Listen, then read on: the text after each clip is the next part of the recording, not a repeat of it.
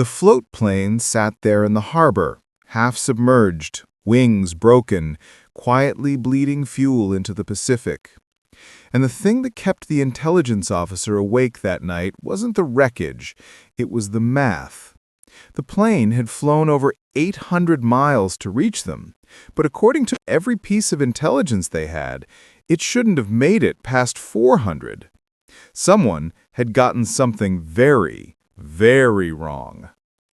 It was June 1943, the Aleutian Islands. Cold enough that your breath froze before you could finish a sentence, and the wind carried the smell of salt and diesel and something else, something like decay.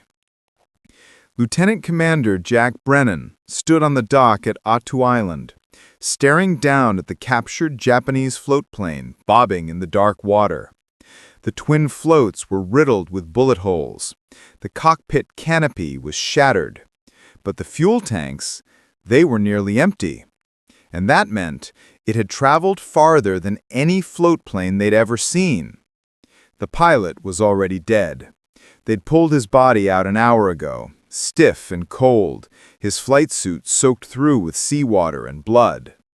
His face was young, maybe 22, with a thin mustache and eyes still open, staring at nothing. Brennan had seen a lot of dead men by then, but this one felt different. This one had flown through a storm that should have killed him, crossed an ocean that should have swallowed him, just to deliver a message, or maybe to escape something worse.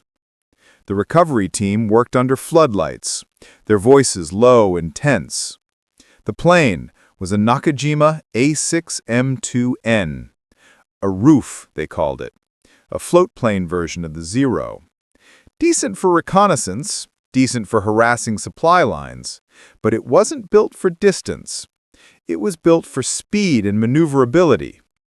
The engineers had already started pulling it apart, checking the fuel capacity, the engine modifications, the weight distribution. And that's when they found the first clue. Extra fuel tanks. Custom welded, hidden inside the fuselage where the radio equipment should have been. Whoever built this plane had stripped it down to the bones and turned it into something else entirely. A long-range scout. A one-way ticket. Maybe even a suicide mission. Brennan ran his fingers along the welds. They were rough, uneven, done in a hurry, but they held. And that told him something about the desperation behind it. The base commander wanted answers by morning. The admiral wanted a full report. Washington wanted to know if this was an isolated incident or a sign that Japanese naval aviation had just changed the rules of the war.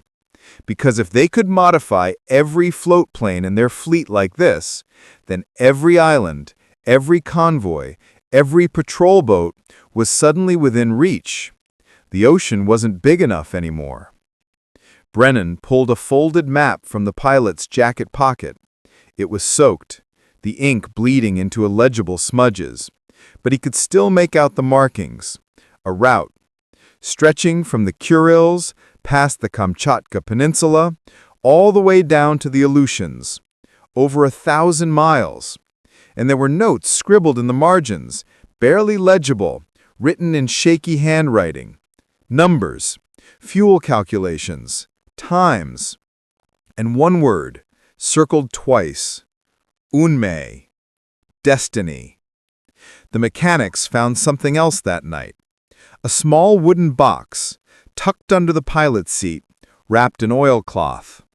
Inside were letters, 7 of them, all addressed to someone named Hana.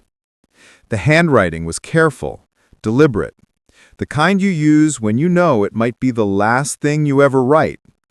Brennan couldn't read Japanese, but he didn't need to. He'd written letters like that before. Everyone had. Letters you hope never get delivered because if they do, it means you're not coming home. The storm rolled in just before midnight. Lightning split the sky and the rain came down so hard it felt like the ocean was trying to reclaim what they'd taken.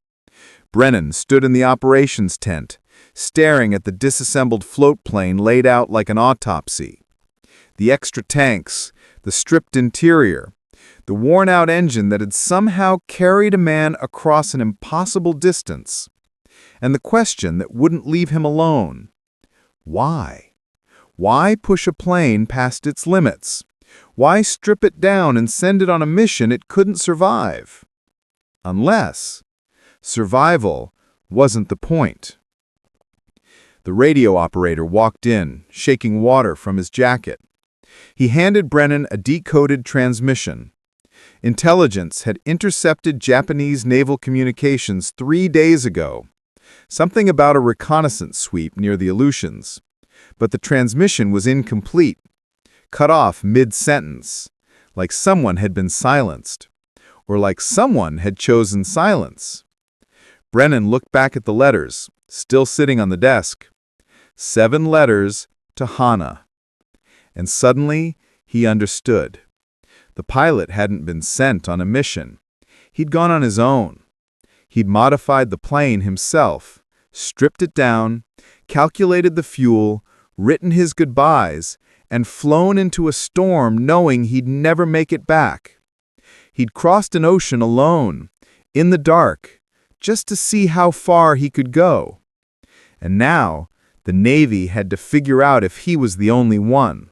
The translator arrived 2 days later.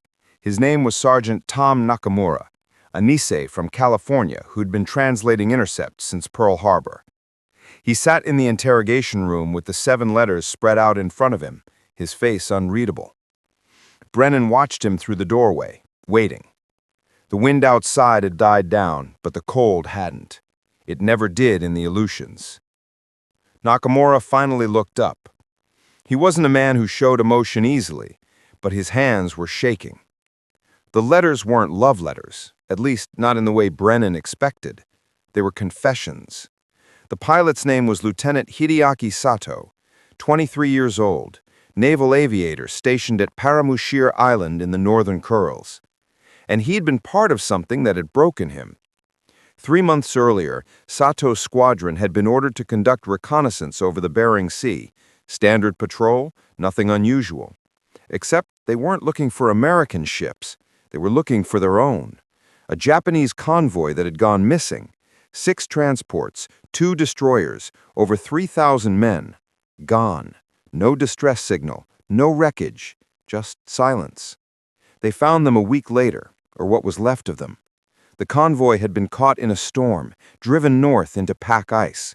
The ships were frozen in place, locked in a white tomb.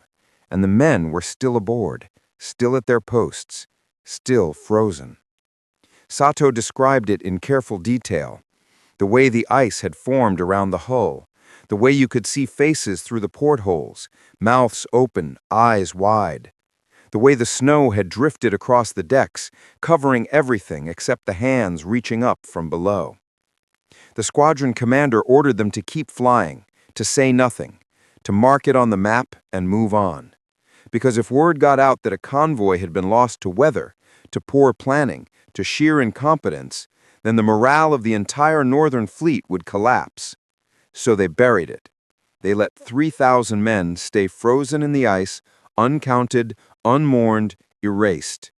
And Sato couldn't live with it. He wrote to Hana, his younger sister, because she was the only one who might understand. He told her about the convoy, about the orders, about the way his commander had looked at him when he asked if they were going to report it. The man had smiled, a thin, empty smile, and told him that war was full of ghosts, that every navy had convoys that never made it home, that the ocean keeps its secrets. But Sato couldn't let it be a secret. So he started modifying his floatplane, piece by piece, late at night when the mechanics were asleep. He welded in extra fuel tanks, stripped out everything that wasn't essential, calculated routes, studied weather patterns, planned an escape. Because he wasn't flying toward the Americans, he was flying away from his own command, away from the lie, away from the men frozen in the ice who would never be remembered. The last letter was different. It was short, just a few lines. He told Hana that he didn't expect to survive, that the plane probably wouldn't make it, that the storm would likely tear him apart before he ever reached land. But he needed to try. Because if he made it, if someone found him, if someone read these letters, then maybe, just maybe, those 3,000 men wouldn't be forgotten. Maybe someone would go looking for them. Maybe someone would bring them home. Brennan stood there in the cold operations tent, staring at the broken float plane, and felt something heavy settle in his chest. Sato had flown over 800 miles through a storm in a plane that shouldn't have made it, not to spy on the Americans, but to escape his own guilt, to be a witness, to make sure someone, somewhere, knew the truth. The admiral read the report and classified it immediately. The coordinates were passed to naval intelligence, but no search was ever conducted. The ice was too thick, the waters too dangerous, and besides, there were bigger battles to fight. Sato's letters were filed away, marked confidential, and locked in a vault, where they'd stay for the next 50 years. But Brennan made a copy. He didn't know why at the time. Maybe because Sato had earned that much. Maybe because 3,000 men deserved better than silence. He kept it in his footlocker for the rest of the war, and when he finally went home, he kept it in a drawer in his study. And every year, on the anniversary of the day they pulled that float plane out of the water, he'd take it out and read it again. Because some ghosts don't let you go. Some debts don't get paid. And some men fly into storms not because they think they'll survive, but because staying silent would kill them faster. The float plane was scrapped. The modifications were studied, the fuel calculations analyzed, and then forgotten. But Sato's flight, the impossible distance he covered, became a quiet legend among the engineers. A reminder that desperation makes men capable of things the manuals say are impossible. And somewhere, deep in the northern Pacific, beneath layers of ice and snow and time, a convoy still sits frozen, waiting. Watching, a secret the ocean tried to keep. But Hideaki Sato made sure someone knew.